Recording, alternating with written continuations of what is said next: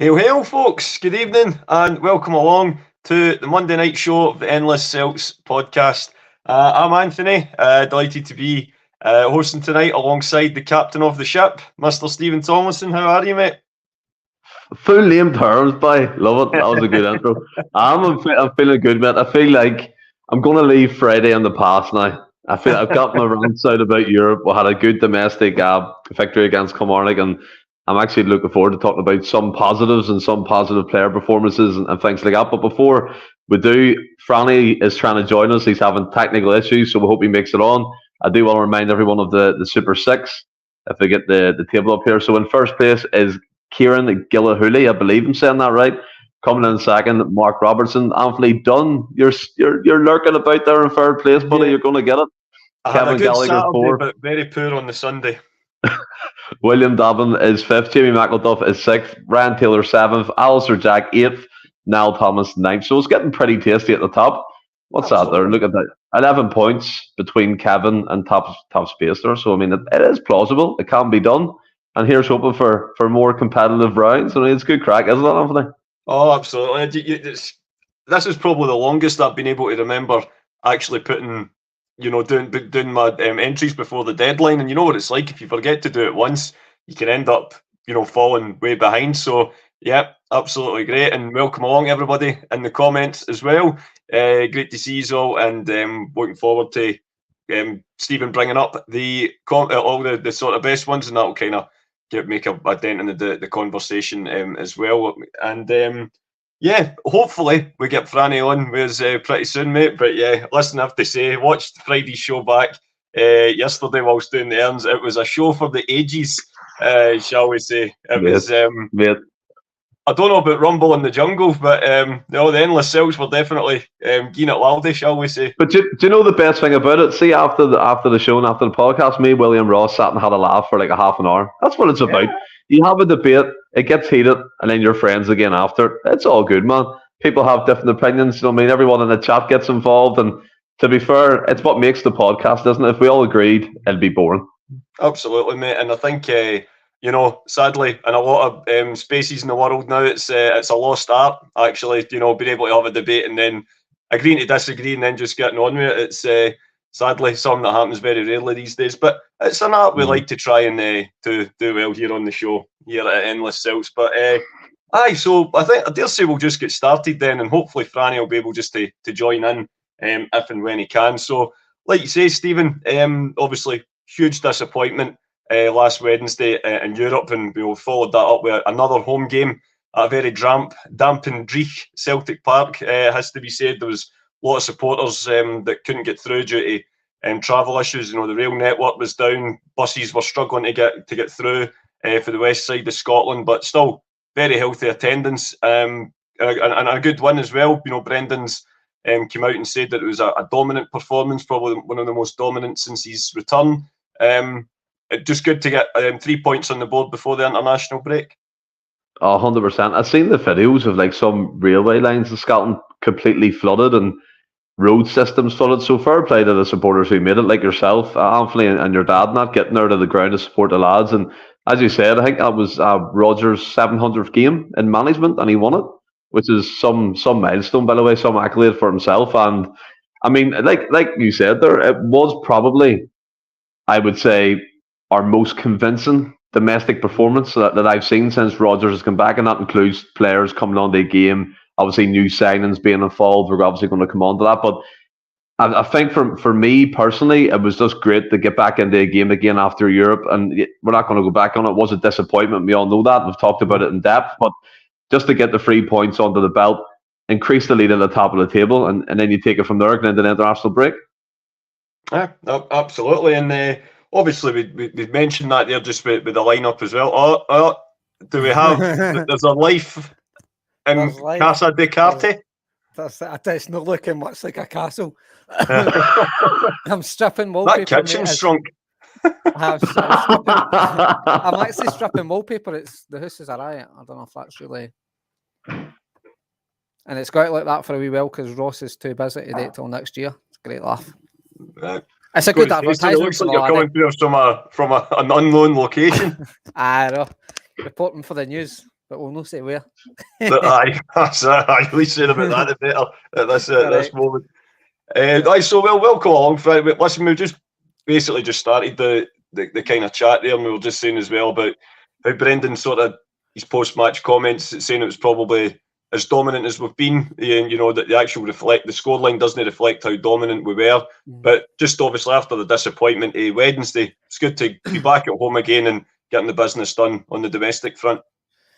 It was kind of the perfect game, maybe, Anthony, in the sense it was a home game against the Kilmarnock side, who, apart from obviously the League Cup game and the first game of the season, I don't really think they've had a great start to the season and stuff. And so, like you say, it was. It's speak to Ross. He's the one I'm just stripping it for him. He's the one that will be decorating, and as I say, he's busy until the new year, so that's a good advertisement for the laddie.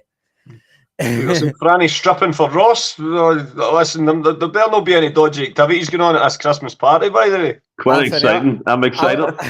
I'll do anything to get him to lower his prices by a few quid. Times are tough and all that. But no, back to the game.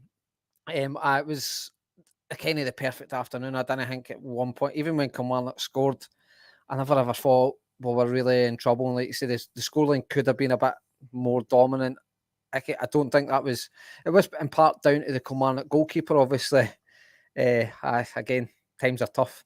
You've got to do what you've got to do. I felt the keeper made fairly routine saves. Like the Maeda one near the end of the game, I think that was just a wee bit of television save. It was actually straight down his throat. I think he made that look better than what it was. I don't think he made any top class saves, but it could have been, the scoreline could have been a lot more, but I felt it was a comfortable afternoon. It probably was. For me, I would have still said the Ibrox game was probably a more complete performance in the sense that backs were against the wall, chips were down, we're going in there going, God, we've got a back to Lagerbielke and Scales. What are we in for? What's that?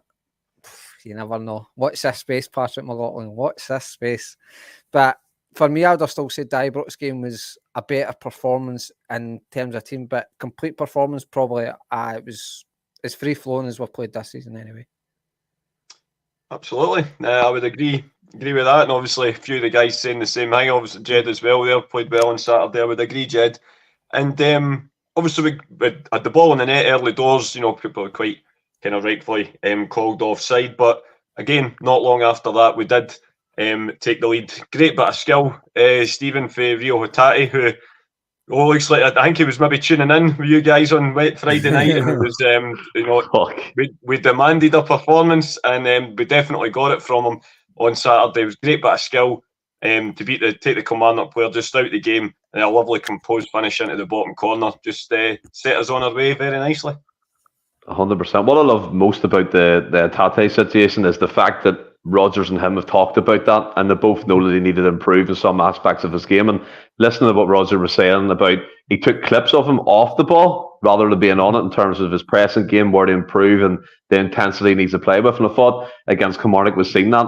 He didn't stop running from minute one. I thought his goal was superb. That skill, put it through the legs of the Kilmarnock player, re-drag back through the legs, and he does glide it. It was like the goal he got against the Spanish club, was at Bilbao in the pre-season game, when he bounced off the defender and then kind of fizzed in the bottom left corner, and he finished in the same corner in that aspect of things. But to have Rio playing the way Rodgers wants and the way Rodgers sees the game, I think is fantastic. And Rio was conditioned to play like Postecoglou, to play that kind of the role he was last season, but it's changed now. He's more of our number 10. Matt O'Reilly's dropped into the box-to-box role, and Hate's the creative influence, and he needs to press from in front. He needs to keep going.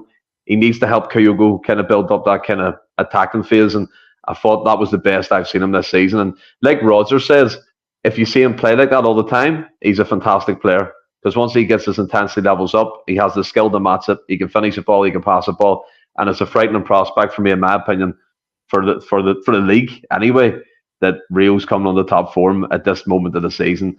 And for any Celtic fan, I know we give him criticism, especially me on Friday. Look, I'm not going to hold my hands up and say it was wrong. I think it was perfectly right to call him out in European football. I didn't think he played well in that game. But the domestic level game there against Kilmarnock, I thought he was absolutely fantastic.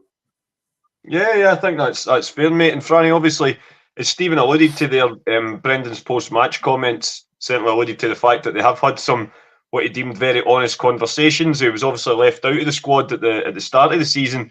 David Turnbull took his place, you think, for that opening match. And again, Brendan quite honestly said, he's got to up his standards if he's going to get back into the team. There was obviously the contract kind of standoff as well, which, thankfully he's worked out the way that we, as fans, all wanted it to go. Do you see, as Stephen sort of suggests, just a player who's almost been conditioned to play the way that his former manager wants him to play, just getting more and more used to the tweaks to his game that Brendan wants from him, and we're starting to see that starting to sink in now? I think so, and I think you could probably label that with a lot of the team, and that's not a criticism at Ange. You want to play a certain way, you buy players to play that way. It's kind of simple in that terms, but I think it is. I think the words by Rodgers after it are very, like you say, very honest, Anthony, and it shed some light maybe onto his poor form. Obviously, he has had injuries, but maybe shed some light on his poor form. Hatate's even had comments on the back of that, similar to what Rodgers said, just saying, look, there was a lot of stuff that I didn't want to do that I realise I need to do essentially now, which fair play to Hatate. That's he admitted he maybe wasn't doing following the manager's orders, and that again could lead to why maybe wasn't in the team.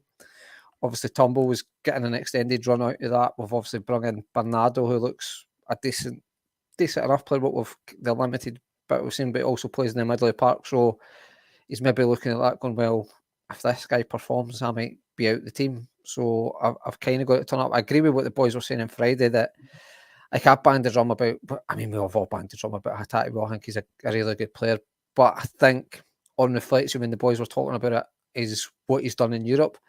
I think we got a wee bit carried away with that pass against Real Madrid and just assume that he plays brilliant. That's a great point. That is a fantastic point, Franny. And I include myself in that. Like, I think he played that pass, which was a wonderful pass, but I don't think he done much more in Europe, to be honest. In the Lazio game, he was. I'm applauding you.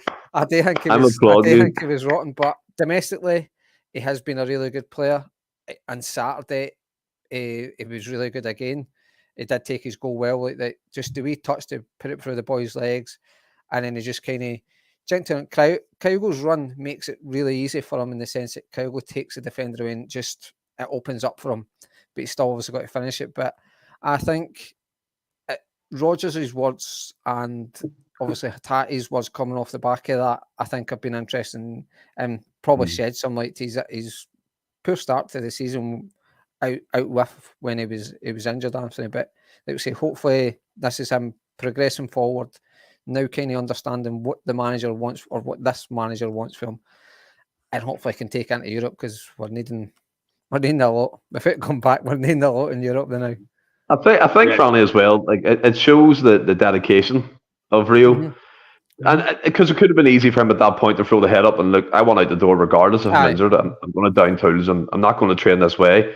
But the fact that he knuckled down, he listened to what Roger said. Now he's reaping the rewards of it. He got his goal, which was fantastic. And coming on to the game now, I think, although the international break's a bit of a fucking pain in the arse, but this stage of the season, they'd be coming back in with another 2 weeks training under his belt, obviously going away with Japan and things. But I think for me, it does show the level of dedication from him, and I think we need to praise him for that. Yeah, I think that's fair. I mean, I think, obviously, regarding a different subject matter, but a few weeks ago I was saying, people tend to show their true character in times of adversity rather than just the good times. And like you say, Stephen, Rio could very easily have went one way, could have down tools, essentially, just essentially, kind of protested his way into a January move or a summer move next year. But instead, he's went the absolute opposite and knuckled down, got himself back in contention. He's obviously still coming back for that injury, which is frustrating, but we've seen that kind of match fitness has been improving game by game, and then hopefully he's going to really kick on once this international break's over with. And it was a really, really good goal to start proceedings off, and the great goal just kept on coming, Stephen. A fantastic strike from I have to say, a really exciting player in Luke Palmer. I knew you were going to say that. I knew I've you were been going waiting to say that. all day. Wow. I think I've said I've been waiting to say it for Saturday afternoon. But no, listen, see for what it's worth, I did get what you meant with the whole, the fact that he's not that kind of blistering pace, sort of, you could argue, a kind of traditional Celtic winger. I did understand the point you were trying to make, for what it's worth. But I think we can all say, that the boy's definitely got a hell of a lot of talent there. It looks like he's someone who's maybe, just kind of slowly but surely getting kind of brought into the play. Obviously, Yang started on Wednesday night, which was a big call. I think we could understand Brendan's got ideas behind it, but I do have to say, I felt the game sort of lifted a little bit again when Palmer came on during the week, and obviously was very unfortunate with the goal being chopped off. But I got a start on Saturday, and not just the goal itself, but his overall play I thought was very, very good. But certainly the goal itself was something out the top drawer. To be fair, Anthony, too, like, you held on to that joke from Saturday, and you could have said it in our group chat at any point. But fair play to you, you've absolutely sunk me a cracker here. But I mean, to be fair, I was hosting, I thought, I'm keeping that one. Like, you should have put it right the first topic, so I knew it was fucking coming. But I mean, for me, like again, Palmer. What I do like about Palmer, he's very composed on the ball. He's very, very elegant the way he moves it. He can fizz a pass, and I think he's more creative than a dynamic winger. In turn, look at the pass he played for Rio in the first half, over the top of the heads, and Rio kind of come on to it, but he obviously missed it. His goal, even though it bounced on that whole offside thing, I don't get it, but I just don't get it. But I'll take it. But the Palmer goal was fantastic. He fizzed it like it was fucking near the line of the post. It's fizzed by the post into the net. I thought it was a fantastic finish. And look, see, to be fair, maybe I'm a bit naive, and my favourite word, naivety, from Friday. So maybe I'm a bit naive in the terms I want my wingers to be straight on, taking people on, skills, and scoring lots of goals and assisting. Where Palmer's totally different to that aspect, and it's probably me getting used to Palmer, the way Palmer's getting used to Celtic. Do you know what I mean? How we play and the system that Rodgers wants them to take effect in. Yang, like you mentioned him, it's his skills, his trickery, and his unknown. That excites me about him. Palmer gets me kind of just like, safe. He knows what he's doing. He's experienced. He's played in the top league as well. And look, his goal, he's got 2 goals in 3 starts, isn't it? I think that's a good return. And I'm really excited to see more of him. Not excited by him, but I'm excited to see more of him and what he can do in a Celtic shirt, 100%. Oh, yeah. 2 wee seconds. Alistair Jack is watching from the hospital. He had a small operation on his leg. I hope you're okay, buddy, and make a full recovery. Great to have you on, by the way. Best wishes, mate. I hope everyone goes okay. Get well soon. And thanks for tuning in. You tell you, even from a hospital bed, he's absolutely brilliant. Still tuning in. He's a top fan of ours, is Alistair. And I think you're absolutely bang on as well, Jed. I think it was a great crowd considering the conditions. There wasn't, there was obviously going to be empty seats, and there was some supporters' buses couldn't get through. The railway network was completely, depleted across the central belt. But getting, the kind of crowd that we did, I think we can be quite happy with that. But Franny, obviously, Stephen's, certainly warming to our Palmer. Ross and Peter Grant have dubbed him Beckham-esque. Do you think in a few years' time Netflix are going to be doing a documentary about our new number 7? You never know. It's an iconic number. It's like Beckham wore it well as well, the number 7. And when Ross kind of said that on Friday, I totally understood what he meant. It just pissed me off when Peter Grant said it too. That was the only problem on today. That's valid. It has to get any bigger, I know. But no, is it like, I'm with Stephen in the sense that, and I think it is just, it's the fickle nature of football fan. It's not that, I wouldn't say the Palmer doesn't excite me, but I was more excited by Yang because he's what you perceive as a more traditional winger. He likes to stay wide, take boys on. He's got a bit of pace, got a bit of skill. But you can see that with Palmer, he's got a few years on him. Like, he's obviously a couple, 2-3 years older than him. He's played a lot more football as well. So, and I think that shows. So I think that's where I was getting more excited by Yang, in the sense that it was how I seen Jota, although Jota was obviously levels above, certainly on experience levels above them, but where Jota had it in him to go down the line, come inside, whereas I think Yang's got that in time, whereas I think Palmer can do it as well, but he's more mature and seems to pick the right time to do it. Like Stephen, I think it was Stephen compared to El Yunus, and I kind of seen that on Saturday a wee bit. Seen a bit of El Yunus. I think he's what we all thought. My work here is done. I think for me, I think he's what we all wanted Haksabanovic to be. Looks, I didn't want to absolutely jinx the boy, but Haksabanovic wasn't blessed with pace, but seemed to hit all the skill in the world. But I think Palmer's got a bit of that, and he's clearly got a shot on him. He's got a delivery on him. You've seen that against Motherwell and stuff. It was kind of whipped in a lot. He scored for it, but I think it was just one of the crosses that were whipped into a really, really good area in for the corner, and they got his luck at the end of the day. And it's good to see that he's carried on that form. Like, obviously, that would have been a big goal for him last week against Motherwell. And then, although the one was chopped off during the week, I think he's obviously taken a bit of confidence for that, scoring on the big stage, if you like. And then, obviously, his strike. How it's no offside, I know it was explained that because the Kilmarnock boy then tries to block it back. Yeah, he kicked it back, but I mean, he's trying to stop it going to Hatate at the end of the day, isn't he? So surely that then makes Hatate active or something. I don't know. I'll take it because what I liked after it would have been easy to try and play it maybe out to Maeda, because I think he was still on, but he just pulled a shot out for. I'm not saying for nowhere, but it was an absolute doozy a shot. Stephen, you might need to start taking over hosting here because I was thinking this, mate. I'm thinking this, mate. Keep going until this big chief sorts himself out. Hold on, I bring it up just in case I need to. But keep going. It was total mind blank now because I know I need to kind of keep going. But his strike was absolutely amazing. And just like I say, I think hopefully the number 7 jersey isn't a jinx on him, and hopefully manages to sort of keep the confidence. I wouldn't say the international breaks come at could potentially the international break come at the wrong time for him, possibly, but I don't know.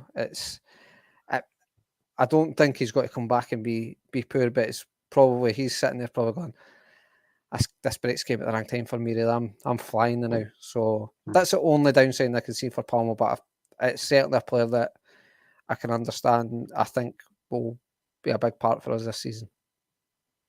Here's hoping. Sorry about some technical issues there, guys. My classic Wi-Fi. I could just, you're halfway through, Franny, and it just started freezing and stuttering. I thought, what way is it coming through here? But yeah, it looks like it's been on my side, as per usual.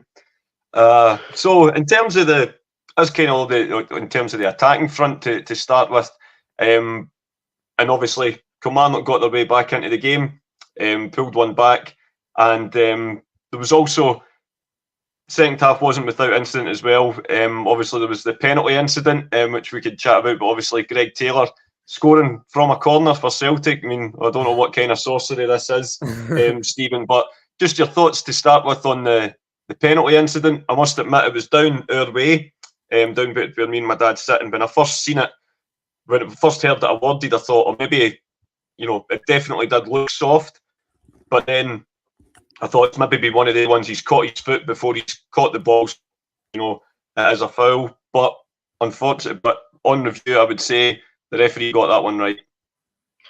Yeah, I mean, on review, you need to pay that Wi-Fi bill. That connection is absolutely abysmal, by the way. There's something going on here.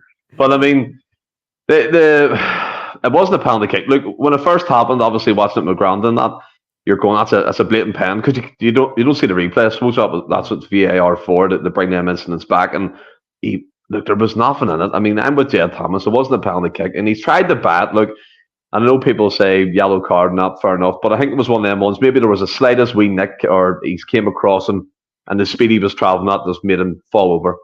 It wasn't a penalty. And at the end of the day, we got away with one with the goal in the first half with the VAR. And they chalked off that penalty, and I think rightly so. And I think we'll have to take the good and the bad with this shit that we get in Scotland. And to be fair to VAR, they made the right call on that one. And it probably made all the referees really happy that they didn't have to give us a penalty kick, Franny. True. I see. I was watching it and thought it was a penalty as well, Stephen. When you see it on the telly, but on review, I think. Is he posing? Can you see this? I can see eyes like this. I don't know if he's tried to like sort his Wi-Fi out, but I think on reflection, it was one of them. You could see that it wasn't a penalty. If the referee gave that, it would have been really, really harsh. And I suppose that's what VAR is there for. It's there to correct the wrong decision. I don't think it was a bad decision for the referee giving a penalty when I think 90%, 99% probably just went, oh, that's a penalty. You could see it looked like a penalty in real time, but then he's went over the monitor, and in fairness to him, he's had a good look. He's had more than a couple of looks at it, so he's tried to. I wouldn't necessarily say he was looking for a reason not to give it. I mean, obviously, it's hard to look at. It's hard to see these decisions and go like when they get called over the monitor. I've yet to see a referee stick to his original call. So it's always going to go the other way. So for me, if he's looking for a reason to not give it, he had a really good look. So there must have been a wee bit of doubt in it where he wanted to keep his original decision. But unfortunately, it wasn't a penalty, mate. It was not. It would have been really, really harsh to give a penalty there. It would have been really, really harsh. It's one of them ones you can kind of chalk off and put it in the bin and move on from it. I think Anthony... I don't know what's happening, folks. I think he's trying to go to McDonald's or something in the car to get the free Wi-Fi, because that'll probably work better. But look, we'll see if he gets back on the podcast shortly. But in regards to the Kilmarnock goal, a couple of strange events happened in it. There was what looked to be a foul on Greg Taylor at the top half of the pitch. It wasn't given. He tried to close the goalkeeper down. He played a long ball to Kyle Fassel. It also looked like Fassel fouled Johnson, which I believe it was, because he had his arm around his neck, and then it was like a headlock, and then he was down the ground. Maybe Johnson could have been stronger. He's obviously caught the wrong side. Fassel plays the ball into midfield, and it went from midfield to funny enough, the right-hand side where Greg Taylor should have been, but he wasn't. And then the player runs into the box and puts it through Joe Hart's legs. And any complaints about the goals, any defensive errors that you want to point out? Well, I think it's a foul on Taylor. I'll be honest. I think the goal should have been chopped off for the... I always wear a bonnet indoors plunge. I just seen his comment. I keep forgetting you can see the comment. I keep forgetting you can see that. I've got a terrible. I was getting that all. My bandit's terrible. That's why I wear one. That's why I wear a hat. But for me, I think Greg Taylor's fouled at the edge of the box up at the Kilmarnock end. The Alistair Johnson one, no for me, mate. I think he needs to be stronger. I think it's one of them, and it's 6 and 2 frees, really. It's just... No, I think it was a foul, no? Nah, I think Vassell's has done him well. I think he's really done, like, I think it's actually a good play for Vassell's, where he sort of he's muscled him out, and he's actually got the right side of Johnson, forced him on the wrong side. And I do think the two of them are holding on to each other and stuff, but I do think I wouldn't be getting a foul there for me. And as I say, it's no surprise that the ball then works its way over to where Taylor should be, and the boy scores for that. I don't really think Joe Hart can do much with it. So, I don't think it was the best strike. Similar to Kyogo's goal against Lazio, it's kind of straight at the goalkeeper. Alistair, I am never moody. Come on, Alistair.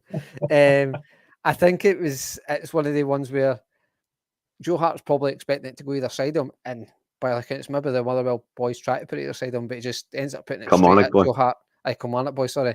He ends up putting it straight at him, and it goes through his legs. I've no issue with the goalkeeper and the goalkeeping for it. I think the only way I would pick fault in it for a defensive point of view is I think Alistair Johnson needs to do better. Yeah, see, when I seen the highlights of it back, it looked like to me Johnson got caught on the wrong side of Fassel. He's trying to recover that situation, and it's literally shoulder to shoulder. Albeit, I think it is a foul because he has his arm around his neck. But sure, we know what it's like. And like you said, Franny, the goal, Joe Hart for me is not at fault in any shape or form in that way. I think he came out really quick. He tried to close down the angle. It didn't work, and we held out for the win, which I suppose is great. But Anthony, Up to yourself again, buddy. We were just talking about the Kilmarnock goal. Just the classic technical issues, mate. Yeah, frustrating goal to lose, especially when we'd had quite a few chances before that and just couldn't get that third goal. And then obviously, even though, as Franny says, I do agree with him. It wasn't to the point where the crowd got really nervous. Where they thought, "Oh God, we're going to throw this away." But it's only natural that there's a bit of nerves just for that brief wee period, especially after the events of Wednesday night. But thankfully, we, it didn't last too long, and we got the third goal pretty quickly after that. But boys, I just want to say, obviously, I know we've kind of spoke about the defence slightly, obviously negatively there with the conceding of the goal, but two things I just want to bring out about the defence. First of all, Stephen, obviously, it was the first start for Cameron Carter-Vickers for a while, but long way back for injury. Obviously came on for a while on Wednesday, but this was his first start. I have to say, looked very assured, just, like the way that we're so used to seeing him over the last couple of seasons. But also got to have another Liam Scales appreciation post. I just think, obviously, Brendan's post-match comments as well were absolutely fantastic, and how he's, how he's coming on leaps and bounds. But I just think it seems to be that the bigger the occasion, the better he's playing at the moment. The jersey's his, and he's certainly no for giving it up. Nah, I think Carter Vickers at 50% fitness, mate, could stroll the SPFL. He's just that type of player to me. He just makes me feel safe when he plays, and regardless of who it's with, the defence always looks more solid. And obviously, people are pointing the blame, or maybe not the blame, but the mistake that he done against Lazio. But he was only free in there. He's back in. Do you know what I mean? He should have cleared the ball, probably, yes. But again, that happened and we move on. Feels like I'm still stuck with it, doesn't it? It's in the back of my mind always. But I think as well with Vickers is, I hope he's the next one we get tied down on a long-term contract. I really do. Just to kind of evolve that kind of spine again, because everyone else is key to it has been tied down on a deal. He's just superb, mate. He's a titan. He's so quick over the ground as well. I think people don't notice that about him. He recovers really well. If he loses the ball, he's always in the right positions. And I mean, like with Scales, by the way, like Scales, it's baffling. I keep saying this. It's mind-boggling that we're talking about Scales being our first choice centre half alongside Vickers or whoever it may be, Phillips. But the guy, I think with Rodgers, we understand that he can coach players to a new level. We've seen that like with Armstrong. We've seen it with different players in his first tenure with Celtic, and he does that really well. And I think he's doing that with Scales. He simplified his game. Tackle, move the ball quick. Tackle, move the ball quick. That's what he's doing. And what I love as well is the wee intricate passes, because he's left-footed, that he can get involved with. He can put it in the midfield. He can pop it out wide. Where it was Starfelt last season, because he's right-footed, it didn't look comfortable. Do you know what I mean? It didn't look like it was just flowing. The play wasn't flowing as well. But with Scales, he can ping a long ball. He can play a short ball. He gets stuck in. Was that tackle he done on the Lazio player in Europe was a cracking. It was unbelievable. He went through him. It was a fleet by Anderson. He didn't know what hit him. And then, it was, but I know the tackle you're talking about. Yeah, it was a fantastic. Funny enough, Taylor out of position, but sure. But I think for me, Scales is probably up there with our best player this season. Up there with like O'Reilly, someone of that ilk. I think he's been so impressive. He really has. Yeah, I would agree, mate. He's definitely an early contender. It could be said. What about yourself, Franny? Just your thoughts on Carter Vickers coming back. Obviously, the kind of quick partnership he seems to have developed with Liam Scales, and just a bit of yet more accolades for Scales again. We just, I think we're all in a state of shock at just how much he's came on. Well, I'll start with Carter Vickers. I think that guy's got to be protected at all costs. I think it's quite interesting how Rodgers has managed him back. You can see like days like Saturday where I don't really think we were defensively under much pressure, but he still bring him off around about 60, 65 minutes. It feels like that was always agreed. It's maybe the sports science kicking in where it's saying, well, we'll give him this amount of minutes and things like that. So I think we're playing him well. We're not taking too many risks, even though like we're obviously playing better. But it would have been easy to chuck him in against Lazio. It was clearly fit enough for some minutes. So I thought that was a big call for Rodgers not to do that. But I know Stephen mentioned about the contract. It'd be great if he did sign a contract no questions about that. But I've got a feeling that Carter Vickers is not the one really that's be seeking a move away. Yeah, but it'd be nice to reward them for it, because centre halves are hard to find. It's been a while since we've had. Obviously, Starfelt and him were superb for the best part of 2 seasons. So centre half partnerships are quite hard to come by. Narovke, he looked a good player when he came in. You hope obviously I forgot about him. You obviously hope he comes back for his injury and kind of continues that form. I thought he was all right, but what you've got to kind of say is hands up. I think every Celtic fan got it wrong about Liam Scales, in fairness. I think we all had him out the door at the start of the season. Not really anything against the guy, but it was just, like you say, you'd brought in that Narovke, brought in Lager Bielka, Stephen Welsh had just got the new deal. There was, I appreciate there's question marks over Kobayashi, but it was probably in most folks' eyes ahead of Liam Scales. So for me, the guy said it on Friday as well, I didn't see a future for Liam Scales. I did not see it. I'm obviously not counting Nat Phillips as in this argument, because he's obviously been brought in as an emergency loan. I think it's unfair to kind of bring him into the debate, but I know obviously Scales it's fair play. It is one of the ones where obviously it's injuries, it's unfortunate circumstances, how he's in there. But if we're all honest, it was the only way he was getting a chance. He hardly featured in pre-season, and like I say, but he came in. Did they play? Was Ibrox his first game, or it had been the one before that or something? I can't actually. Was Ibrox, man? It was Ibrox. I think it was Ibrox his first game. Competitive. Was it? I think so. Yes. Yeah. But from there, like, he could have had a better game if he tried it. I think he gets away with one at the start. It obviously mistimes the header, but obviously it was an offside goal, so he gets away with it when he manages to play his way into the game. But he's been absolutely brilliant. Absolutely brilliant. And I think there's no enough praise you can give the guy. Fair play to him. As I say, most football players are on social media with all written him off having a future at Celtic. I don't think we all thought he was a bad player. You don't get to teams like Celtic when you're a bad football player. You just might not be up to the standards. But it's I stand with Stephen after Willie's treatment of him last show. Look, it was all good crack, mate. I think it's testament to the guy's mentality that he'll know he wasn't flavour of the month amongst the fans, but he's been absolutely brilliant. Every game he's played in, he's obviously had his mistakes. He's no blessed with pace, so he's got to kind of have to try and work around that. But I agree with what Stephen was saying about being left-footed. It makes that passing out for the back a wee bit better. Not to have a dig at Starfelt, but it wasn't really his game. He had to let the ball come across him and things like that, where Scales can kind of play it both ways more easily and things like that. So for me, the biggest compliment you can give him, our full compliment to defenders now, and it is a bit unfair in Narovke because he's been injured, but it's CCV and Scales that you're putting at centre half every day of the week right now. Every day of the week. I think as well, with Liam Scales, what's going in his favour, he's nothing to lose. Nah. And once for me, when you get that attitude, the only way you can really go is up. So he's took the opportunity with both hands.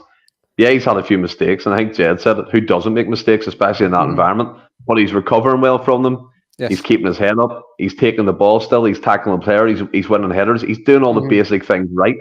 Yes. And if you have Vickers beside you, an experienced pro like him, you're only going to get better. And look, I'm not saying Scales is going to be the number one for the next few years. He could have a dip in form. The Rocky could come back in. But just see for now, I think he's been excellent, and he deserves all the praise that's through his way. People like myself, personally, that was like, what the fuck's he doing about the thing? I always admit that. I said it, and do you know what I mean? I did say it. But humble pie has been dished out and bucket loads to me, and I'm taking it. I think he's been excellent. He's been up there with the best performers, and he's received a call up to the international team of Ireland. And again, testament to how well he's doing in a Celtic shirt. And a lot as well has to be done with Rodgers to deal with that situation, to throw Liam Scales into them environments like Europe, environments like Ibrox, and expect the performance. He's delivered, and that's trust. He has the manager's trust, and I think that's fantastic. I mean, fair play. Did you hear Rodgers after the game saying how he's been his biggest surprise in football, probably. Yes, I heard that. Yeah, I think that's great. It's honestly, it's refreshing. I think it was a training video before the Lazio game. It showed you Rodgers taking him aside and having conversations with him. So he's probably, like you say, Steve, he probably have been coaching him. And for me, it'll be interesting after the international break. I think Liam Scales will still be in there, but I'm not sure if. I don't think Narovka will be back in time for that, but surely Nat Phillips will be up to speed. Now, I know Nat Phillips was brought in as emergency loan, but he's a good player. He's a good defender. It'll be interesting to see if they partner him with CCV or Scales keeps his place. I think Rodgers will stick with him. I think that's part of Rodgers' man management. It'd be a kick in the teeth for the lad as well. And what's that got to do for his confidence if he plays as well as he's been playing, and then once you've got your full quarterback, you kind of kick him out the team and stuff and just put him back down the pecking order. I appreciate that sometimes the nature of a big football club, but I think not saying we all got it wrong about Scales, but he's making a lot of us eat humble pie, and fair fucks to the laddie for it. Fair play to him.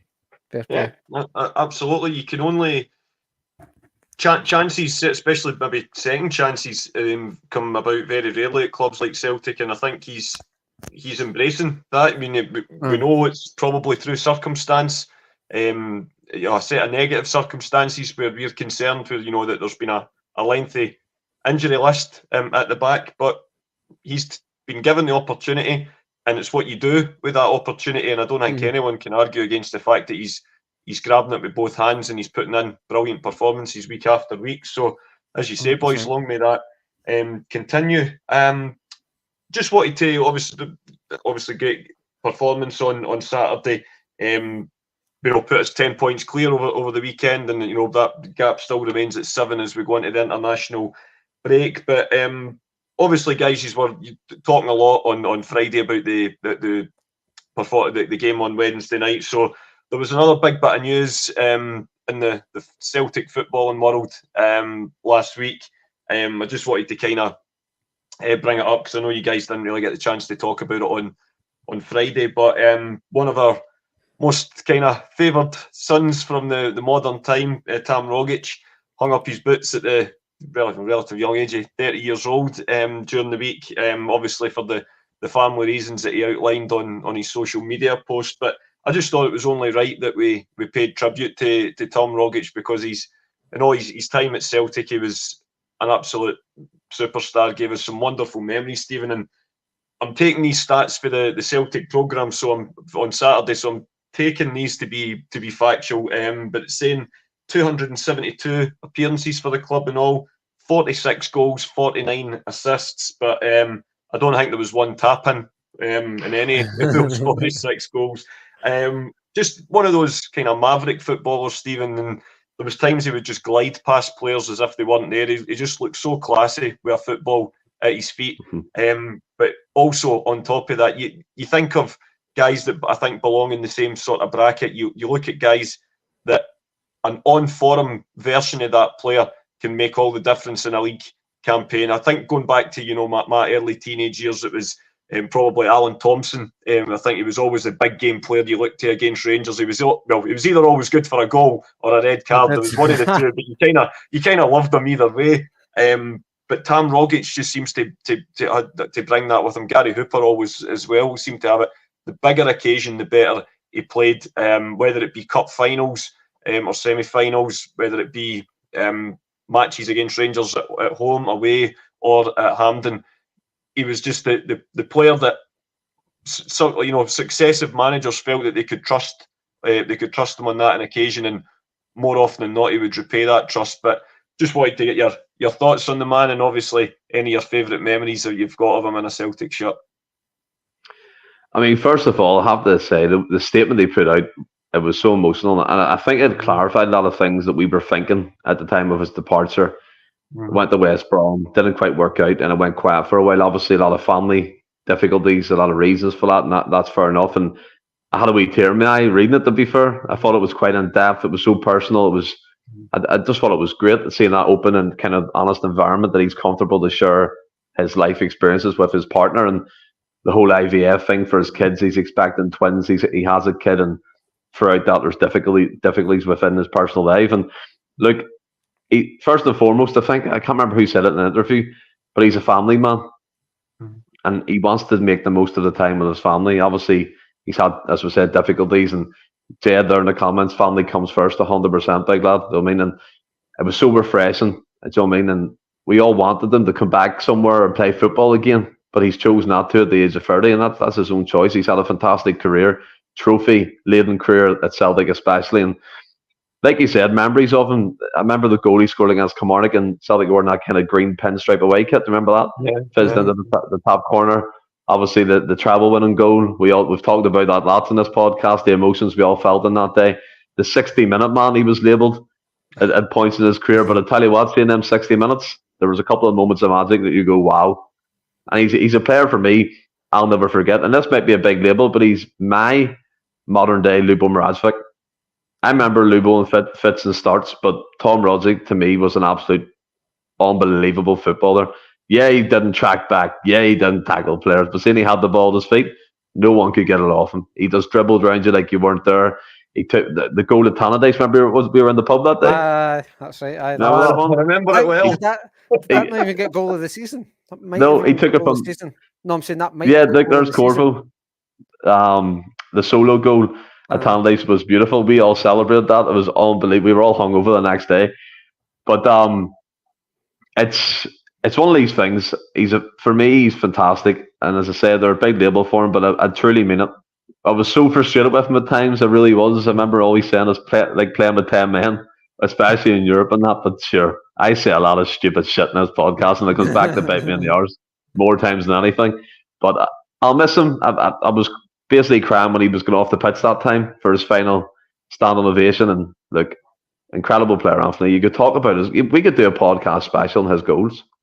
We really could. There you go. So we rewind idea, maybe. No, if we ever get round to doing them. Oh, yeah, Mr. Champions League episodes. I'll get round to them eventually. But no, Franny, I think Stephen kind of summed it up absolutely brilliantly there. I think, people have got so many different memories of him, and I remember that game very well that Stephen was talking about, the match against Kilmarnock. And I think what we talk about there about, big moments, it was, we've got to remember that was, Ronnie's, second and final season at the club. We know that things were not great. And to the point where Celtic kicked off early that day. And if they'd actually dropped points, going into we were getting right into springtime by this point. Had we dropped points that afternoon, and then I always remember Aberdeen were away at Fir Park that afternoon. I don't think Motherwell were pulling up any trees that season. So they were, heavy favourites to go down. I think they took a massive crowd down to Motherwell with the idea that they could potentially go top of the league. And I still think they maybe even had a game in hand going into the sort of final furlong. It's not kind of hyperbole to say that we were in the state that we were in. There was a good chance that if things went really against us, that there was every chance that we might not even have won the league that season. But in one magical, wave of his foot, thanks, 25, 30 yards out, right in the top corner, no keeper in the world stopping it. We get the full 3 points, and then Aberdeen crashed and burned at Fir Park, and then, I think our point leads at that point went up to 4 or 5, and from there we didn't really ever look back, and our points tally just increased against Aberdeen. But you just never know what would have happened if things had went wrong that day. And then you just think to a year later when he's performing something just as miraculous, and it's to secure an unbeaten treble winning season, something that never been done before or since. He's just one of the players that is he's just notorious for creating those special moments. It's been, throughout his whole time at the club. He's not a maverick, but he kind of got that kind of aura about him. He was like you have been saying, he was a big game player, maybe not so much in Europe, done it for us, but I think certainly in the most part it was big moments he had. It feels like he rarely scored, not necessarily a consolation goal, but like the third or fourth goal and a 4 or 5, 6-0 win. It didn't feel like he would get the 4th or 5th goal in that. Always felt like he'd get the 1st or 2nd. And then, like say, big moment, like the Aberdeen one's obviously got to stick out. That Kilmarnock one is a great moment as well. He also had Tino score the 4th goal against Motherwell with the 4-3 game at Firth Park as well. He did, I think. He scored the winner late on then. So it was big goals. That one at Dundee United was a brilliant goal. There's the one at Ibrox in Rodgers' second season, I think, the 3-2 game against Murray. We're down 1-0. He scores to equalise, inadvertently nearly snaps the boy's ankle in two in the process, which is always fair and all that, I guess. And then he had the goal in the Rangers game where Aaron Ramsey scored the opening goal.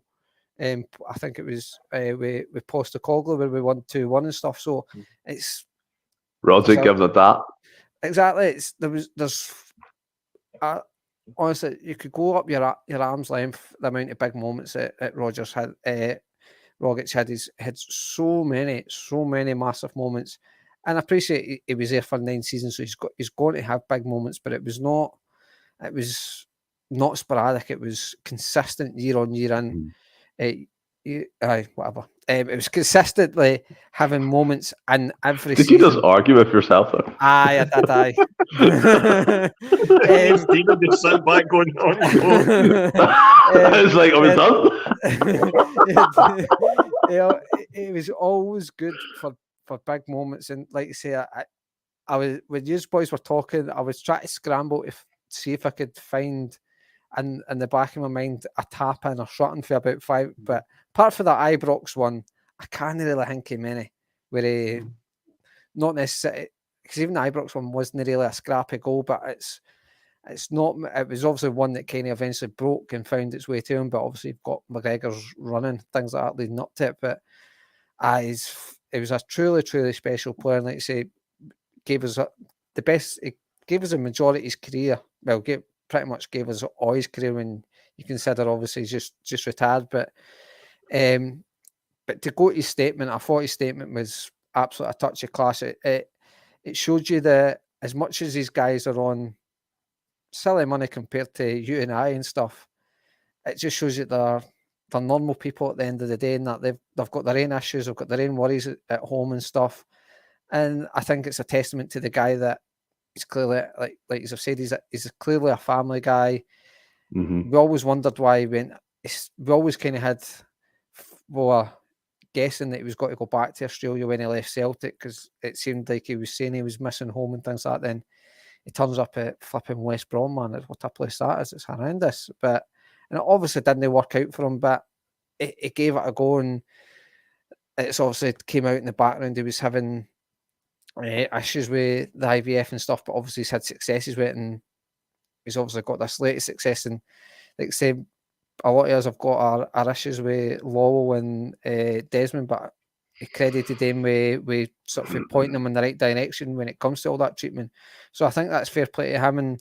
And as I say, fair play to the guy that he wants to put his family first. Footballers drag their family. I know Rogic was here for 9 years, so essentially didn't really drag his family all across the globe, but a lot of footballers, that's 2 years here, a year there, and they're dragging their family here, there and everywhere, and sometimes there's kids, and that can obviously be a burden on the family life, and you can then take that onto the park. But it's clear that he wants to just go back home, go back to Australia, and just try and, well, he's still a young man. He's, I think so. It's only Stephen in the podcast that's younger than him. We're on nearly 10 years. He's 10 years as his senior and stuff. So fair play to him that he's. I'm going to play instead of him. Like he's still a young man. You and Palmer out on the left. You know? willing to sacrifice making a lot of money. Probably could still make a lot of money in the game, but he just want to give a lot of his good years towards his family, and he's maybe thinking about going out and doing activities and all that with his kids. If he hangs about for another 5-6 years playing football, could get a bad injury and maybe not get to essentially just kick about with your wains or stuff, take them down the park, and might not get the opportunity. So he's taking that decision for his family, and fair play to the boy for it. Yeah, but I think that's That's fair. I think as well. I mean, he is probably the most photogenic human being on planet Earth. So I'm sure there's a few Australian sports studios will be more than happy to have him on as a pundit. But yeah, really nice. Exactly, Yeah, any time he was ever on it, never does anything but speak praise about Celtic, and yeah, he's given us some brilliant memories. So we wish him all the best. In terms of the show, boys, that's pretty much it. I'll just sort of thought we'd touch briefly on Thursday night. Franny, I'll come to you first for this because, as we know, Stephen has got absolutely zero interest in the events on Thursday. But obviously, there could be a little bit of history made if the footballing gods shine on Scotland. We know it's a case of when and not if we qualify for the Euros next year. Could happen on Thursday night.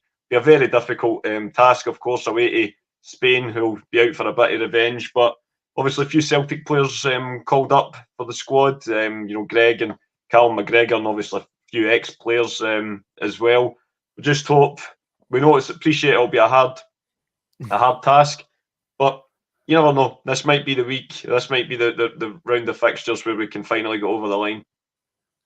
Maybe. Well, I think it will be a tall order, Anthony. Like you say, going away to Spain. I mean, by all accounts at Hampden, we put them at the sword, and I thought we were fully deserving of our victory at Hampden. Spain were decent, but I thought Scotland were well value for their 2-0 victory. And I will have to not totally chuck Stephen under the bus. As you know, I'm no big for the international football either, but I'm absolutely. It's the wrong two. Where's and Ross when you need them? I know, as I will concede, I'm well on the bandwagon in total. Oh, you're a sellout, by the way. Oh, mate, I'm absolutely on the hype train when it comes to Scotland. And now I'll jump on it, no bother. I'm obviously like Anthony and Willie and Ross. If they get beaten Thursday, I'll obviously be disappointed. But as emotionally involved as I won't get as emotionally involved as referee. I think they'll take it a lot worse than me. Whereas I'll be fine the next day. But I'll start getting bothered if, as I say, I hope they do it because I think it's just a point we need, Anthony, to officially qualify. I can't remember how the other teams. I think we're basically waiting on some of the other teams taking points off each other as well. It's that kind of way. But I think I thought we only need a point to kind of qualify because it's the top two. But maybe obviously we need some other results to go away. And it's just unfortunate the way, because the group's an uneven number, that you're only playing one game this sort of international break. It'd be good if you had the other game because I say I hope I'm wrong and we do get a positive result on Thursday, but I think it'll be a tall order and it's just one of the ones wait until November. But again, they've done so well to win every game so far that, like you say, they probably could actually get away with no one in another. I can't think of the way the group's looking right now, but they probably get away with no one in another game. But due to other teams taking points off each other, they'll probably not finish any worse than second now. So I obviously hoping for a rather positive result because obviously I'm trying to blag my way to Germany anyway, Anthony. As I say, I'll be jumping on the bandwagon. That's if they didn't qualify, that's when emotions might start coming out. Because I'm like, how do I justify Germany now if Scotland's not even there? That's it. It's we're going to be a bit of a sickener, wasn't it? Especially given how well we've played. But I think we appreciate this is definitely going to be the hardest game in the group. We are playing again next Tuesday, I believe, and for reasons unknown to me, we're playing France in a glamour friendly. I mean, I understood why we played England because it was the anniversary, the Football Association and stuff. Unless there's some very specific, I don't know, Old Alliance reason for playing the French, then I've got no idea where we're playing it. If you're going to play a friendly, play it against. I mean, I know that I'll say, we're a Group A Nations League team now anyway, but I've never seen the point in glamour friendlies. If I'm being perfectly honest, I'd rather play run about your level or a wee bit. That's it. Because if San Marino, if you were to lose heavily, although it's only a friendly, it kind of disrupts that wee bit of momentum that we've built the last sort of few games in this qualifying campaign. And obviously, you're kind of more famous, your John McGinns and that of this world, you wouldn't want them picking up any kind of silly injuries on a game that does literally mean nothing. So no idea why we're playing France, but obviously goes without saying, we hope we get the win. But Stephen, Stephen, invested armour in international football. I didn't have a clue about that game. there you go. What about yourself, Stephen? Will you have your the saltire face paint on, ready to go, ready to cheer on your adopted homeland? Absolutely fucking not.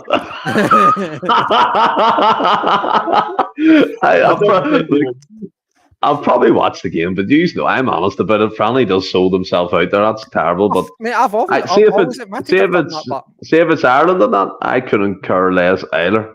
I'll watch the big tournaments, and if the home nations like Ireland and Scotland are in it, I'll obviously support them and stuff like that. But I mean, is it Spain away? Or is it home? Away, yeah, it's actually getting. I'm sure it's getting played in the Olympia Stadium in Seville, where Celtic played Porto. I think that's where the Spaniards tend to set up camp these days. I know they obviously don't have a national stadium, but I think that's generally where they tend to play now. Right. I mean, for me, it's like, I know you're on. Thanks, Pam. I know you're unbeaten in the group. I think I've watched some of the games, to be honest, but I can't remember them because I don't just kind of leave them in the past. Obviously, when they're over and done with. But Danny, the Irish guy in Braveheart, was called Stephen. What? Was it? I don't know. But Stephen's even more mental, believe it or not. But I think for me, like, I want Scotland to do it. I'm with you in that one. I think he's well, dude. You just need a point. Spain, I watched the Spain game, and I thought that the thing I noticed the first time he's played, and they're very weak, the Mona lot, and I don't like the physical aspect of the game. So if Steve Clark keeps that side of things up with McTominay, Che Adams, and Dykes, whoever's going to play the game, centre half, Jack Henry, people like that, I don't think there's anything to fear no more. Scotland have a team. Most of the players play top level football. Obviously within Cal McGregor and our team and Greg Taylor get in that squad. But it's nothing to fear. It should be a fixture that Scotland for me should embrace and hope to pick up something from it. At least the point. I think the confidence and the form's there. But international football as a whole, I'm with Patrick McLaughlin. Sack it off to the summer, or as close to as a summer as you can. See, having 2 international breaks in between this close start of the season, it's an absolute shambles in my opinion. And it interrupts momentum, and players could get injured for their respective national teams, and it doesn't do any help for the club football side of things. And then we have the Asian Cup to deal with in January. Most of the squad's going to be away, so that's going to be interesting. Cal McGregor walking in, Lennoxtown got bigger. So look, I hope you do it, and if you get into it, I'm sure to have a few pints with you lads, and we'll watch a few games together and that. But I couldn't care. Eloquent as ever, Stephen.